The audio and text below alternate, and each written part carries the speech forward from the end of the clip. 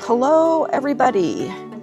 I'm so glad you're here with me today. So, I know it took a little bit for me to get video 4 loaded up, but I finally got it done, and now we're off to video 5 or element 5 in our life book. So, one of the things I want to say to start is that, again, my name is Sandy Kellogg. I am an independent Optavia coach. I help people transform their selves from struggling with whatever it is, weight loss or whatever, to optimization, which is part of what our program does. We learn from Dr. Wayne Scott Anderson's life book, or Transformational Educational System. And one of the elements of that is the life book, which is this book. So today I've got my camera turned around so that hopefully the words are all going the right way and it's not all backwards for you. I've also changed my position to give you a little bit of a different background maybe, or a little closer background, so it's a little bit more pleasant. Moving into September, we're doing a Atomic Habits Challenge for the whole month. So we've really focused in on, sorry, that may have hit the mic. So September we've really been focusing on the Atomic Habits, the book Atomic Habits. And so we're doing a challenge for the whole entire month. You do not have to be an Optavia client. It is open to everybody, and you can either participate and earn points just for the fun of it, or you can put a little money into the program and potentially win some money, as well as some products. I think one of the things they're giving away is the book Atomic Habits, and they're collecting money, and whatever the pot ends up being will be distributed amongst several individuals based off their points. So that's going to be kind of fun. So if you want to know more about that, please put a comment in. Again, it starts September 1st and goes all the way through the month. There's all the promotional stuff going on. So let's dive into element 5, which is titled Optimizing Your Surroundings. So remember, in 1, 2, 3, and 4 was all kind of the beginning pieces of trying to decide why you're here, what you want to gain from it, and a little bit about the mindset piece in element 4 about how to really stop, challenge, and choose yourself and make better decisions regarding your lifestyle. Now we're going to start diving into the ifs, ands, and buts, the intricate pieces. And this is how much we have left to read. So we're only in element 5, or chapter 5 of the book. So what I've been doing is just reading through the pages. Somebody had mentioned that they would like me to summarize the chapters instead of reading them. One of my clients, however, I think if you want a summary, you can just join our WinZoom, which is our wellness integrated now Zooms that we have. And we do them every morning, Monday through Friday, and every afternoon or evening, Monday through Thursday. If you want a summary of the elements, come join those Zooms. Otherwise, I'm just going to continue reading because I feel like this is a book club, and we're reading this book, and I'm reading it for you, and all you have to do as a participant is listen. And if you're not interested, go find another YouTube video. So here we go. Element 5, all about optimizing your surroundings. So your goal is to create a micro environment of health, a protective bubble to shield you against obsogenic forces and nurture your growth and transformation. And that's a quote directly from Dr. Anderson. However, the whole book's him, but this is a particular quote. Now that you have taken responsibility, determined that you will play above the line, and decided to take total accountability for your health and life, everything will change. In situations that present themselves, you will get progressively better at being able to recognize when you're drifting below the line. This way of being has a side effect. You will start interacting with your world in a different way, and it's worth considering that those around you may not be making similar choices. This may present challenges, and that's what we will now discuss in Element 5, Optimizing Your Surroundings. In the last element, we worked on your relationship with yourself and equipped you with very simple structure: stop, challenge, and choose. As you get better at making your daily choices in line with your goals, will get easier. You will see your ability to control your behavior and maintain calm in contrast to others who are quick to react and lose their composure over trivial things. In order to minimize the effects of your progress by those around you who are not quite there or simply don't support you, we need to talk about the dynamics of relationships, interactions, and connections with others. This section will help you gain the support of others, which will be an incredible important part of your daily life this year as you design and create new chapters in your life. That really is a huge summary of what this element is going to do for us. Relationships are critical to everything we do in life. We are hand-wired to be social, and our sense of connection, belonging, and attachment to other people is one of the most fundamental of all human needs. This connection not only serves us on our journey to health and well-being, but is essential in living a longer, healthier life. People that lack these fundamental human relationships of companionship and connection are at 45% greater risk of dying earlier. If these positive connections support and enhance our journey, how do we create more of them and deepen our existing relationships? Let's first address how we can enhance your current relationship and build strong allies who might even join you on your mission. Let's do a quick review using our above-the-line visual as a guide. Remember, you have decided to take full responsibility for whatever happens during your day. You also know that sometimes you will drift below the line. The keystone habit you are building is to be able to shift back above the line using stop, challenge, and choose, to help you keep your thinking brain as your guide versus a reactive, emotional Labrador brain. There is a very practical way of thinking about how to manage the two states we find ourselves in daily. The emotional or Labrador brain has been referred to as a hot or go system. In ancient times, it helped us survive. When we were threatened, the amalgama of concentrated group of nerves that control the emotional brain would hijack our thinking and shut off cognitive, high-level activities, and instead begin pouring our emotional energy to put the body into action. The body prepared itself to run with increased blood flow to muscles, no thinking or pondering, just high energy reaction and below the line thinking. It's how little kids and quite a few teenagers tend to think. Boy, don't we know that. The cool or no system is the second operating system. It is run by our thinking brain and allows you to have meaningful, conscious conversations that are mutually beneficial. The body is in a very relaxed state with a slow heart rate, normal blood pressure, and a sense of alertness. It allows us to thrive. It is the habits of health default state and our goal as you design your authorship of your life. Remember, being the dominant force in your life. Last time, we're going to say that over and over again, and that's what we're describing. These two systems play very different roles. 10,000 years ago, the go system, hair trigger, helped protect you and your tribe.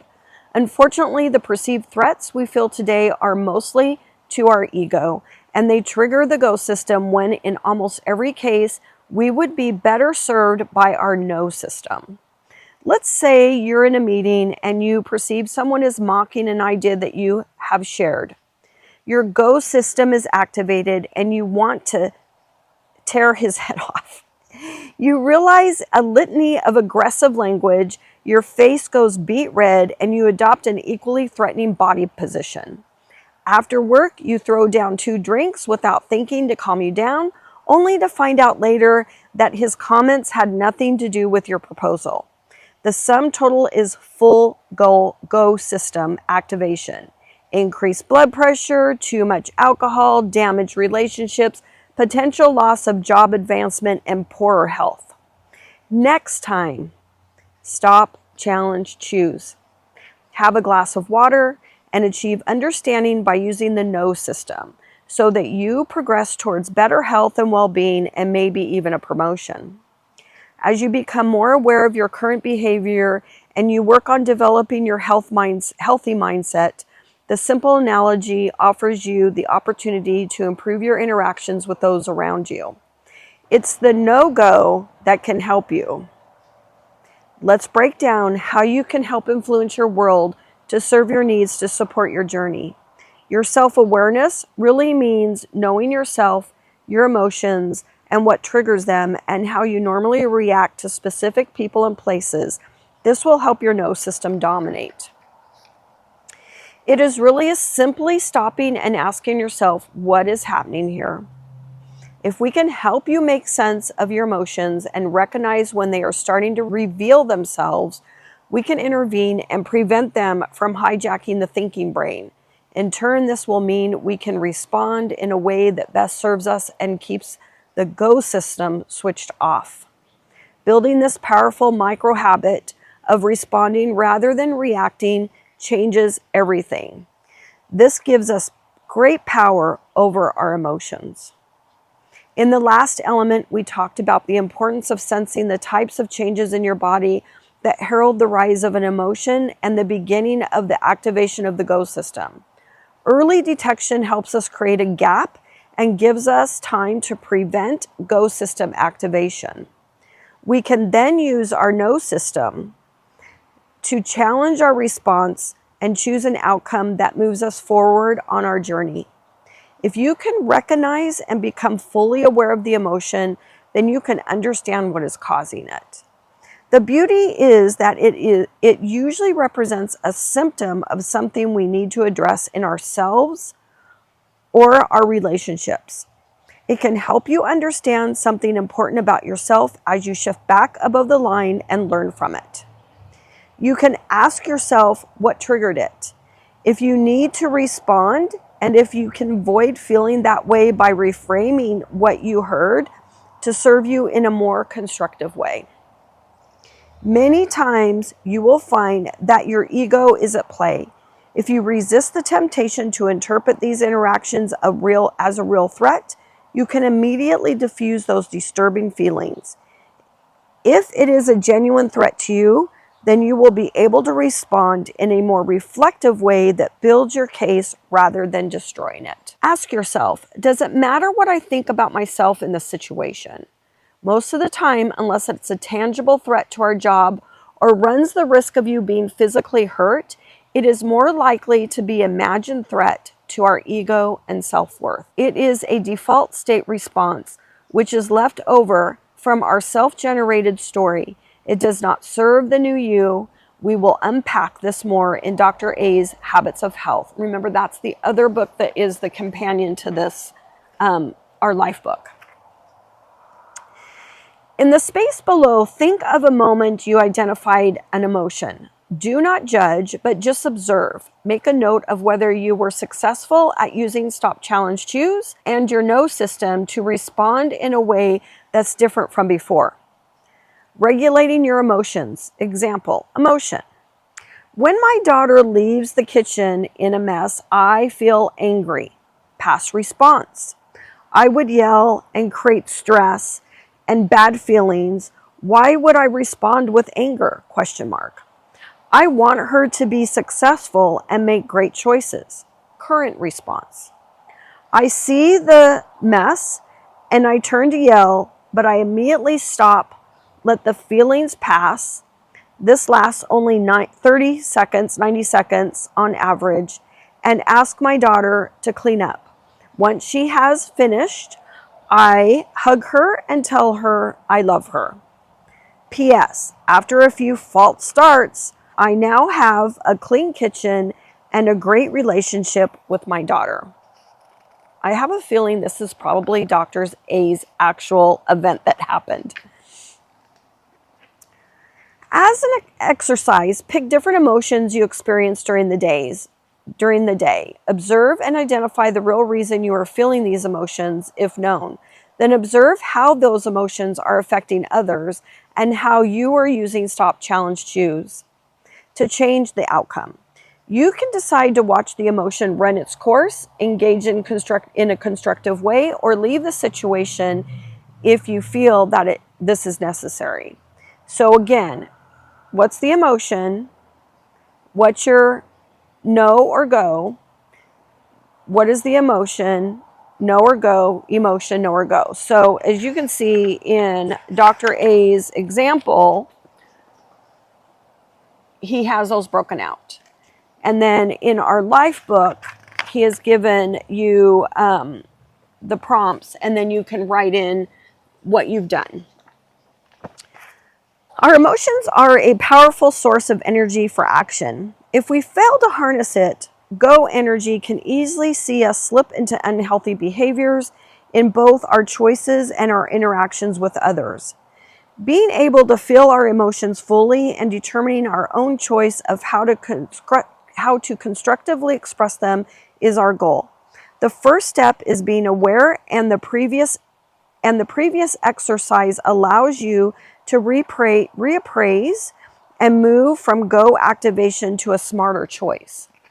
There will be people in your life that can activate your neural tripwire more easily than others. Try to avoid confrontational people and situations until your Stop, Challenge, and Choose habit is fully installed and they no longer have the ability to trigger negativity in you. It's going to be helpful to record the following for the next week. Track who and what types of situations push your buttons and activate your go system.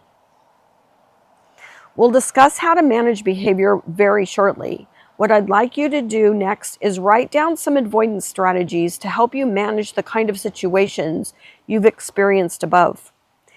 If this person or situation presents itself, then what will you do that will be more positive? Write that down. Check yourself before you wreck yourself. I saw this on a sign at an entrance to a ski park. I thought it was perfect reminder that if we want to improve our conscious control of our behavior, then it's important to figure out what we can change in our relationships to help them be more supportive on our journey. Regulating your behavior will be easier as you become more aware of your emotions, and that will allow us to start managing responses better. If these positive connections support and enhance our journey, how do we create more of them and deepen the existing relationships we have? Let's first address how we can enhance your existing relationships and build strong allies who might even join you on your mission. Besides using Stop, Challenge, Choose, there are other things you can do to improve your response to bad situations. These ideas will allow you to start building the habit of control and take responsibility for healthier outcomes. Using this reflective assessment will give you tremendous power over your emotions. You will build self-efficacy so that it becomes easier to interact with everyone in your world. Remember, the no system is at the heart of the Habits of Health experience. It is going to take some work, but inch by inch, everything's a cinch. Tips to help you stay above the line. Here are some ways to help you stay above the line when the situation feels like it's getting out of control. Stop, challenge, choose. Immediately sense your breathing. Feel the hot energy cool down before you speak or act. Open your water bottle slowly and take a drink before speaking. Think of how your response can improve your health before choosing. Count to 10 before responding. Sleep on it before responding. Get a better night's sleep. Smile and be appreciative. Be open, curious, and desire growth when challenged. Check the ones you're going to implement into your interactions with the people around you. All that list I just read. Write the other things you're learning or using to help you regulate your emotions and your behaviors below. What else can you do to make increasing your awareness and self-regulating your response easier? I wrote down, take a walk, go do a chore, Write down my thoughts, positive and negative. Question: who can upset you? Answer: only you. Here are 4 questions that can help you take a bad situation and diffuse the drama. It uses above the line thinking, being open, curious, and wanting to learn and grow as you write your new story. So there's a bug crawling on my book. Yuck. I'm going to read these now. So, what is happening? What did I want to happen? What is missing? What is next? These 4 questions can keep you out of the drama triangle and allow you to pull others out as well. With these new strategies on how to improve how to act, model, and respond to others, let's shift the focus to how you can help people around you become allies in your new healthy story. Now that you have started to self-regulate and to consider how you will respond when you are angry, sad, or joyful, you are in a position to learn how to be aware of other people's emotions and what's going on inside them. It is incredibly important shift. Our connection to others can be strong, supportive, and build powerful bonds that have a dramatic effect on both our relationships and our health and well-being. When you truly reach out and seek to understand others, you will find that even those not yet ready to change will be more inclined to support you if they feel that their perspective is validated. The key habit of health here is to listen with the desire to understand people from their vantage point. Listening is not something we learn or do naturally. We are much better at being transmitters of information. We talk about our point of view, our views, our world, and our story. So when we seek to understand things from someone else's world and their path, everything opens up in our relationships. How do we do a better job? When someone is talking to us, how much do you think is communicated through actual words, tone of voice, body language? He gives us the answer. Actual words, 7%. Tone of voice, 38%. Body language, 55%. Wow. Body posture and tone can give us a powerful insight into what others are thinking, and they go a long way to avoid potential confrontation, stress, and otherwise unhealthy outcomes. This is why it's better to discuss something important in person rather than use text or emails. How many times have we either upset someone or been unintentionally rattled by relying on the trivial 7% of words available by text or email? You can also listen to understand. Avoid looking at your phone or screen while people are talking. Step into someone else's shoes and seek to understand the whole picture. Your assignment: make a decision to listen to what someone else is communicating until they are completely done talking. And by that, I mean when they have finished their last syllable, before even formulating your response. Strive to listen to understand so that you get the person you're talking to and you can appreciate them as a fellow human. Then replay what you heard them actually say. Write down examples of how that changed the conversation or has improved your relationship. And then he gives you space to write them. Try this with people you are close to as well as those with whom you have some friction. One of the critical roles to optimize our relationships is to become better at managing the difficult ones. Those conversations are usually filled with drama and excessive stress. They sabotage us most frequently and are often the ones we have with family members, bosses, co-workers, or anyone that frequents the drama triangle. If we can improve these interactions, it will go a long way to keep life from getting in the way of our day-to-day interactions. Since most of us do not handle stress well, your decision to improve your own emotional behavior and become more aware of your emotional state of others can go a long way to improve difficult conversations. It will also help keep others' go systems from being activated. Your decision to stay above the line and respond in a rational way to someone else's below the line behavior is a huge step in improving your daily interactions, because these connections are a key part of thriving our own work and in our play. In addition, as you spend more time building stronger relationships beyond infrequent interactions, you will build trust and rapport. Being open, curious, and wanting to understand and learn from another person's perspective is a powerful demonstration to them that you respect and honor the differences you have. Take a moment and pick 5 people who are important in your life and who you would like to improve your connection with. 5 people. How will improving these relationships affect your health and well-being? Our connections with these people that come into our daily life have a profound effect on our mood, our productivity, and our health and well-being.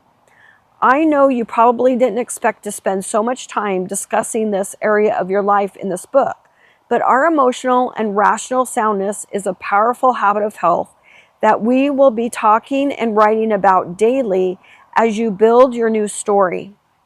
By taking responsibility for these critical relationships, you're building a platform to make life happen through you with less chance of derailment. Since you are most influenced by the people you hang out with at home, work, and play, the more you can be a positive influence on them, the greater chance there is a ripple effect on all of our lives.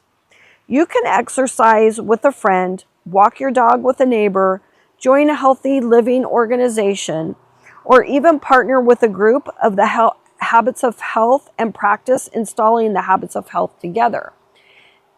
Take a few moments to consider some of the ways you can recruit your friends to help improve your health and well-being. Jot them down. If you want to understand the power of relationships and the effect they have on your life, take a look at part 1.7 in Dr. A's Habits of Health, Optimizing Your Surroundings, Creating Your Microenvironment of Health. That's the other book, the companion book. As you create your new healthy life, you should draw your friends close and move away from your accomplices. A friend is someone who will help you on your journey. An accomplice is someone who actively helps you to get in trouble. List 5 friends and list 5 accomplices. So who are your friends who are supporting you? Who are the people that help you get into trouble and do what shouldn't be done? Having like-minded people around you is a powerful motivator. That's why it's a good idea to preemptively stack the deck with people that can assist you on your journey to a healthier you. When managing your accomplices, make sure that when you are socializing with them, you avoid environments where they can influence your behaviors. It may be better to take a break from them until your habits are installed and you are stronger. Unfortunately, in this situation for me, I live with some of my accomplices. And so I really have to think hard and do a lot of stop, challenge, choose, which I'm not successful at all the time. Otherwise, I wouldn't be here. Your decisions to change your health and improve your well-being is life-changing, but only if you are willing to take responsibility and make some secondary choices that may seem hard right now. However, I promise it will pay dividends down the line. It is important to understand that your authorship of your story of your health and well-being will occur in a series of small steps or chapters. They will unfold with feedback, practice, and coaching, and, like a seed planted today, will grow over time. Avoiding traps. One of the key areas you are going to have to work on is family members, friends, and others creating scenarios that are well intended but put you in a position that would create behavior that is not supportive of your new path and story. We all have a well-meaning grandmother that makes our favorite pie and expects us to eat everything we're served. It is important to use your new skills here to address a potential relationship issue if you say no. Remember, the offering is the other person's expression of love or gift to you, and they may not have the same mindset as you. The best thing you can do is politely explain why you are choosing not to eat the pie. I recommend a big hug, and I appreciate your thought, and I love you. And if appropriate, you can ask them to respect your request to support you because it's very important to you. Also, to give you strength, you can even share with them your why from element 1, being clear why you are here, which explains all of the important reasons you are making these changes. If they truly love you, they will get it, and if they don't, they should be considered an accomplice. Places. The environment around us shapes our daily behavior. This section has 2 main categories. We will first look at a place of support to assist you on your journey, then we'll explore the underlying structure of your environment. Support can come from many different places. I am here to help coach and assist you. Beyond the help I can provide, the idea of being coached or part of a group may be appealing to you, or you may be more comfortable as a self-help individual. Remember, this is your new adventure, and you need to proceed at your pace, at your comfort level. That said, there is a lot of evidence that having a variety of sources of influence and assistance in this type of journey can enhance your chances of success. My experience has shown that we all learn in different ways, but there are some important catalysts to enhance your ability to master your new habits. Learning and practicing are important, and you have probably heard about the 10,000 hours that are required to achieve mastery of a particular action. The part that is often overlooked is that it is deliberative practice that makes the difference. This is best accomplished by using accurate mindfulness, feedback, coaching, and deliberate practice. In the following diagram, you can see the progression. So here's the diagram that I'll show you. So it says 4 stages of learning the habits of health. Unconscious and conscious, feedback. Coaching, practice, going around the edges, incompetent, competent. So under this one, which is unconscious, incompetent, is unconsciousness, incomplete, incompetence. And then there's conscious incompetence, and then there's unconscious competence, and then conscious competence. So stage 1, unconscious incompetent. This is our starting point. We may have some ideas about how to transform a particular habit of health, but it is usually incomplete. We've also not shown any ability to consistently perform a certain skill or behavior. Stage 2 is conscious incompetent. By reading Dr. A's Habits of Health and through feedback from others, you are now aware of what you need to do to accomplish the skill or habit. Stage 3 is conscious competent. Through applying the installation tools, using your life book, and having the supportive coach or some other form of assistance, you are learning and repeating this new skill or habit, which is transforming your behavior in an effective way. Stage 4, unconscious competent. This is the point where the skill, ability, or habit is fully installed and you do it without thinking. You are transforming your behaviors to create and support optimal health and well-being so you reach your goal and it lasts a lifetime. This is the goal of the Habits of Health transformational system. To allow you to take full authorship of your health and life, and for you to become the dominant force in your life. The Habits of Health transformational system is designed to move you through the 4 stages in a logical fashion. Its design will go a long way to help provide information and skills, which will in turn provide feedback, coaching, and some great tools. In addition, I highly recommend you seek additional support to help you practice and achieve the goal of mastering your habits and behaviors. Support could come from role models who exemplify optimal health or well-being, or you can start by recruiting a friend to join you in this new path of health. It can be as simple as a buddy, your spouse, or even neighbors. Essentially, you need someone who can provide an easy, convenient opportunity to be together.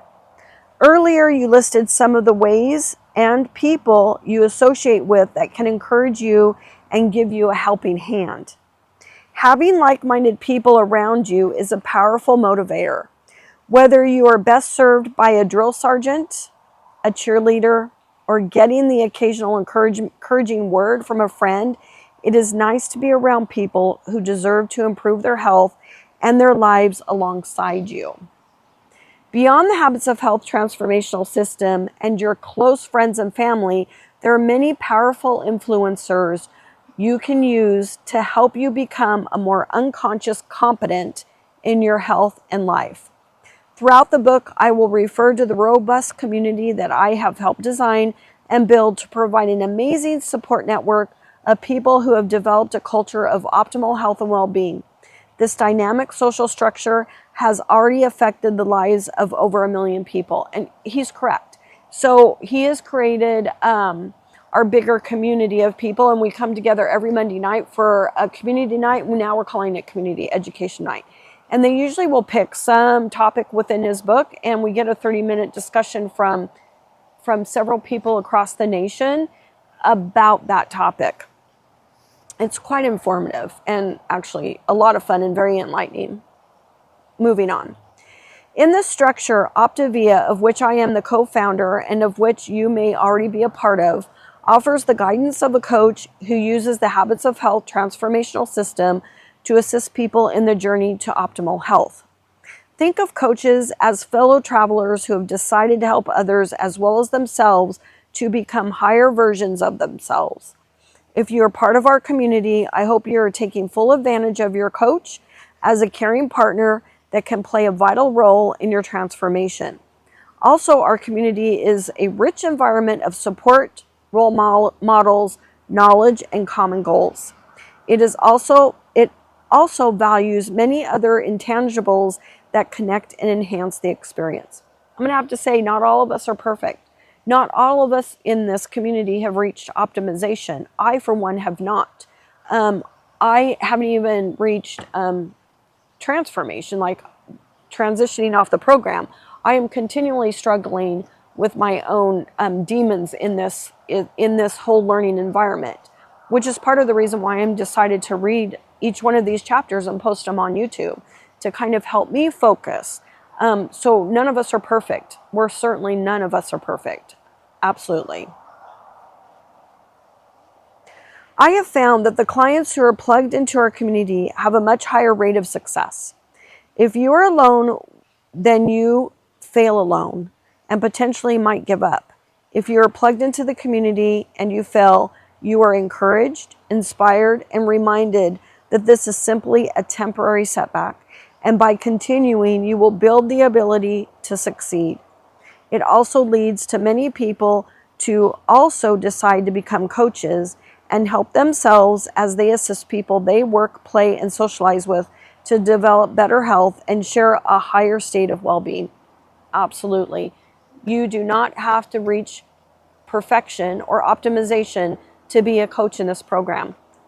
Just like I am coaching others, I have a coach, and she has a coach, and they have a coach. All of us have a coach, and all of us who are coaches and clients. Hopefully that makes sense.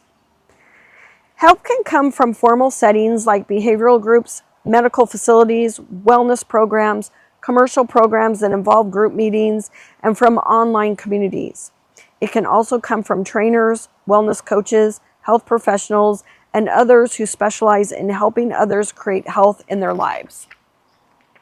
In addition, you will start noticing that there are other things which increase your tendency to make unhealthy or healthy choices. It will be very important as you progress in your life book to start making note of things that throw you off. It is equally important to note when certain things or conditions make it easier to make healthy choices. Lastly, it is always good to ask yourself the following. What is your kryptonite? What things, places, or persons have the tendency to throw you off your game? The electronic leash. One of the distractions that has crept into modern life and has created an almost insatiable craving is our relationship with our digital devices. And yes, they provide the incredible benefit of continuous connection to our family and friends, but it is not without a cost to our health and well-being. Our attention span has dropped over the last decade from 12 to 8 seconds, which is shorter than that of a goldfish. It's a source of stress and causes a decrease in productivity and physical ills such as neck pain, elevated blood pressure, and all-out exhaustion. Check the boxes as you adopt these basic techniques, which are micro habits that can improve your relationship with your electronic devices. Turn off push-button notifications to reduce the constant stimulus response and check your device at convenient times instead. This will break the stimulus response that can be so addictive and exhausting. I hate notifications on my phone. I do not want to be notified. There is one app that still is notifying me, and I don't know how to shut it off, but I have found turning off notifications has really helped me from, picking up the phone and looking at it in terrible times when I'm supposed to be concentrating on something totally different. Next, perform a phone stack at lunches and dinners, or actually put the phones out of sight. Recent studies have shown that just the presence of your phone has a negative and exhausting effect on your relationships and your health. Next, change your screen to black and white, which will decrease the appeal and vibrancy that continually grabs our attention. I didn't really realize you could do that. Pick periods during the day that are digital free. Good way of doing this is to leave your phone at your desk when you get up every hour to move. This way you are incorporating 2 habits of health into one time period. Make your bedroom a digital free room and invest in good old-fashioned alarm clock.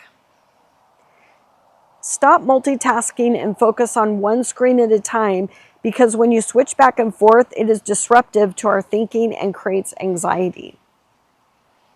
Read a book on paper rather than digitally, as your mind processes abstract information more effectively when it's printed. Hold your phone and place your digital devices at eye level to decrease neck strain. Use the 20-20-20 rule. Look up from your device every 20 minutes and look 20 feet away for 20 seconds. I need to work on most of these, as I think most of us do. In conclusion, what is the main keystone behaviors that seems to make everything fall into place? The beauty of your life book is that you now are able to start identifying the patterns and things that get in your way.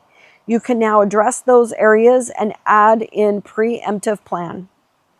When you find something that typically throws you off, you can now say, if happens, I will choose to. Providing this contingency allows you to have an automatic response so that it is easy to avoid activating the go system, and allows you to make stop challenge choose more automatic. In the next element, we will start using many of these things you have been learning in the previous elements to start improving your health. Notes to yourself. Now that you've completed element 5, optimizing your surroundings, write down your thoughts guided by the following questions. What does this element mean to you right now? What does this element give you the opportunity to reflect on? What actions are you going to take as a result of this element? And what does healthy community mean to you? Do you currently have one? I encourage you to connect with your coach so that you can share your thoughts and actions as soon as possible. Sharing your thoughts with your coach will help them become a reality. Make sure you review all of your notes and this element often. That is the end of element 5. Please let me know what you think about these. If you want to continue or want to discuss joining the program and being a client, put a comment below and I will get in touch with you. I hope you guys have a wonderful weekend. Off to element 6, which will be our next element. Have a great day.